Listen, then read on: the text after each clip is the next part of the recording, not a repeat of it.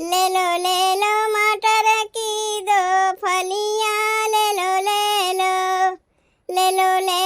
मटर की दो फलियाँ, ले लो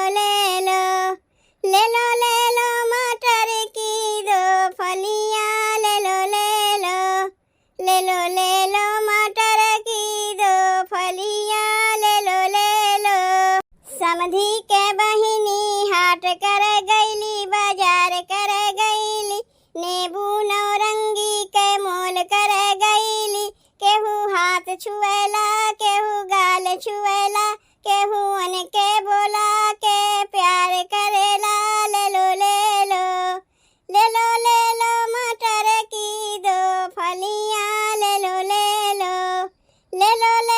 मटर की दो फलियाँ, ले लो। दुल्हा के बहिनी हाट कर गईली, बाजार कर गईली, नेबू नौरंगी के मोल कर गईली। केहू हाथ छुएला, केहू गाल छुएला, केहू अनके बोला के प्यार करेला। ले लो मटर की दो फलियाँ, ले लो मटर की दो फलियाँ, ले लो। नौआ के बहिनी हाट कर गईली, बाजार कर गईली, नेबू नौरंगी के मोल कर गईली। केहू हाथ छुएला, केहू गाल छुएला, केहू अनके बोला के प्यार करेला। ले लो मटर की दो फलियाँ, ले लो मटर की दो फलियाँ, ले लो। पंडित के बहिनी हाट कर गईली, बाजार कर गईली, नेबू नौरंगी के मोल कर गईली।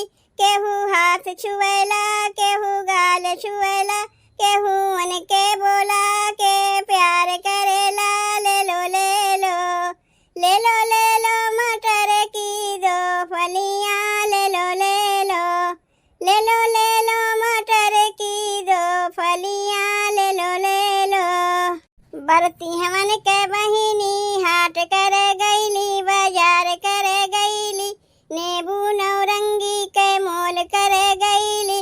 केहू हाथ छुएला, केहू गाल छुएला, केहू अनके बोला के प्यार करेला। ले लो